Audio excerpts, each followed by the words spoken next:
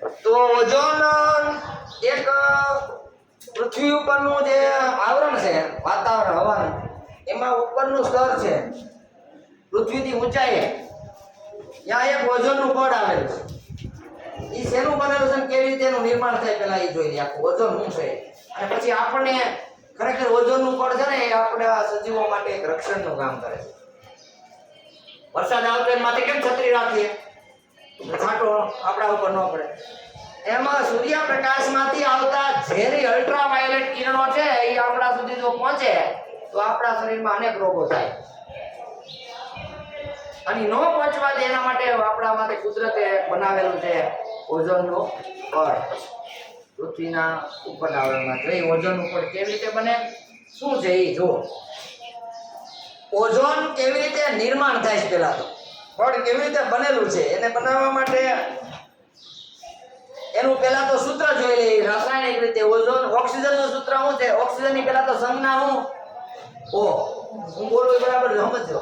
Oxygen પરમાણુની સંજ્ઞા હું ઓ, oxygen વાયુનું સૂત્ર હું O2 અને ઓઝોનનું સૂત્ર હું O3. ત્રણ અણુ જોડાય ઓક્સિજનના એટલે બને ઓઝોન. આ એક માર્કનો પ્રશ્ન અહીંયા પણ પૂછાય. ઓઝોનનું સૂત્ર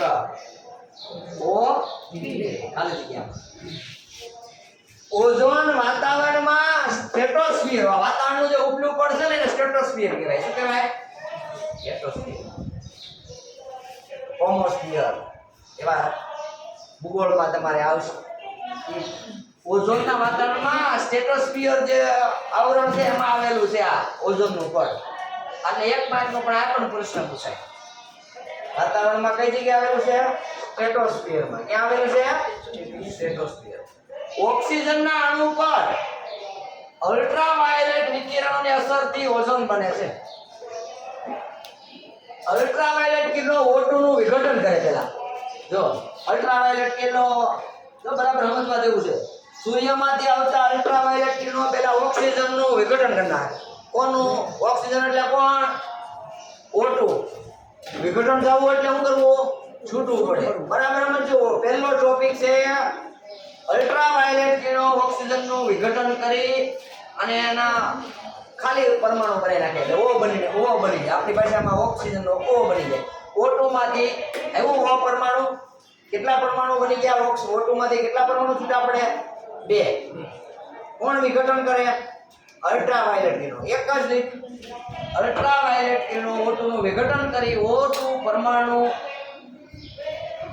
બને. હવે આ O પરમાણુ વિના વિઘટન થયું એટલે ઓક્સિજનમાંથી O પરમાણુ બન્યા. હવે આ O પરમાણુ લખતા નહીં કોઈ અહીં સમજો, પછી લખતા લખતા આવડે છે બોલતા કે પછી પરીક્ષા નથી લખતા આવડતું, સમજતા નથી આવડતું.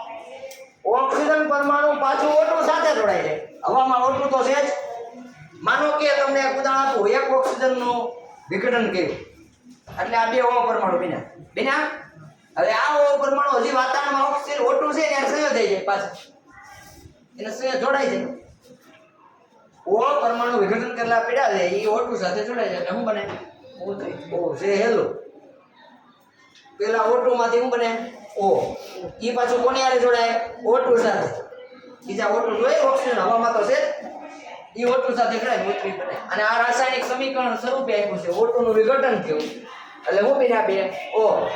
આ બનેલો O છે એ કોની હારે પાછું જોડાણો? પ્લસ એટલે O2 સાથે હું બની ગયું? આવેલું છે કે નહીં ઓઝોનનું નિર્માણ? બરાબર. આ એક નિર્માણ લખી લો પછી આપણે એની અગત્યતા જોઈએ. જો હવે આ એક આ ટૂંકમાં લખ્યું છે પણ તમને વિસ્તારથી સમજાવું. ઓઝોનના પડની અગત્યતા શું? તો કે એ શું કામ કરે? સૂર્યમાંથી આવતા એક માર્કનો પ્રશ્ન પૂછાયા હાનિકારક યુવી નું નામ, આખું નામ શું છે? અલ્ટ્રાવાયોલેટ કિરણોનું શોષણ કરે છે. એ એનું ખાસ અગત્યતા છે. જેથી કરીને આ અલ્ટ્રાવાયોલેટ કિરણો કોઈ જણાને ડ્રેસ બનાવવા બાકી તો ડ્રેસ બનાવવા બાકી એટલે અહીંયા અલ્ટ્રાવાયોલેટ કિરણો જો સજીવ ઉપર પડે તો સજીવોને, વનસ્પતિઓને બધાને નુકસાન થાય. અને મેં તમને કીધું ચામડીના રોગ અને કેન્સર જેવા ભયાનક રોગ થવાની સંભાવના છે. તો આ અગત્યતા છે કે નહીં એને આપણને રક્ષણ આપે છે સજીવોને, એટલે લખ્યું રક્ષણનું કામ કરે છે.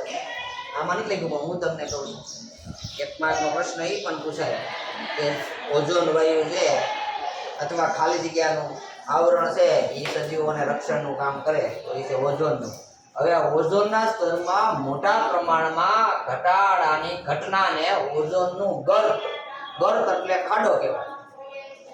શૃંગ અને ગર્ત આવે, એમાં ગર્ત એટલે ખાડો, એટલે એમાં ગાબડા પડ્યા છે, ટૂંકમાં એમાં કાણા પડી જાય. જો આમાં ક્યાં કાણા પડે તો થોડા આટલા લાઈટ કિલો આપણા ઉપર આવે કે ન આવે? આવે ને, તો એનાથી નુકસાન થાય. એટલે મોટા પ્રમાણમાં ઓઝોનના પડમાં ઘટાડો થયો છે. આખા વિશ્વને ચિંતા છે એની, અને વિશ્વના બધા દેશો મળીને જેના કારણે વૈજ્ઞાનિકો એ પણ શોધ્યું કે આ ઓઝોનના પડમાં ઘટાડો થવાનું કારણ શું. અગત્યનો તમારો પાછો એક માર્કનો એમાંથી પણ પ્રશ્ન પૂછાય, ઓઝોનને નુકસાન કરતા વાયુના નામ આપો. તો એક છે CFC. કયો વાયુ? એનું આખું નામ થાય ક્લોરોફ્લોરોકાર્બન. શું થાય? ક્લોરોફ્લોરોકાર્બન. આ CFC વાયુ. પછી HFC વાયુ, હાઇડ્રોફ્લોરોકાર્બન.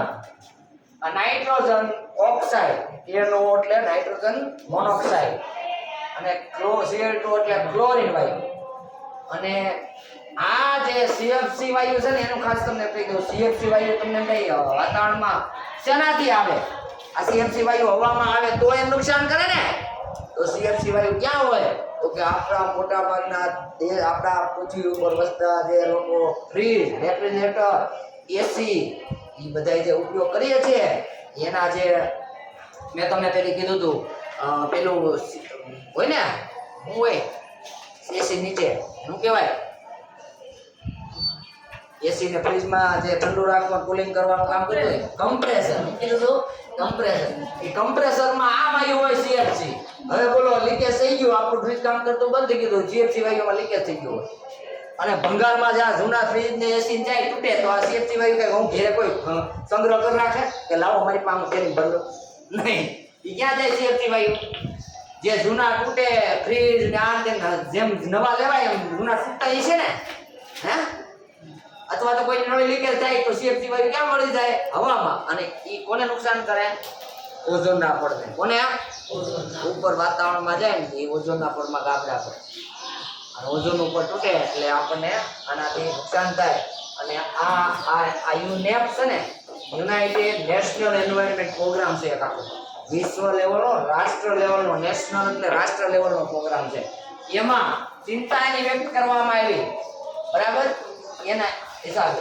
અને એમાં જો આટલા વાયુનું ખાસ તમને પરીક્ષામાં પણ એક માર્કમાં આ બગડો પૂછેલો હોય, CFC વાયુ, HFC વાયુ, નાઇટ્રોજન ઓક્સાઇડ, ક્લોરીન, આટલું લખી લો એટલે અગત્યતા. અને પછી આ ઓઝોનના સ્તરમાં કેવી રીતે ઘટાડો થાય છે એનો ટોપિક.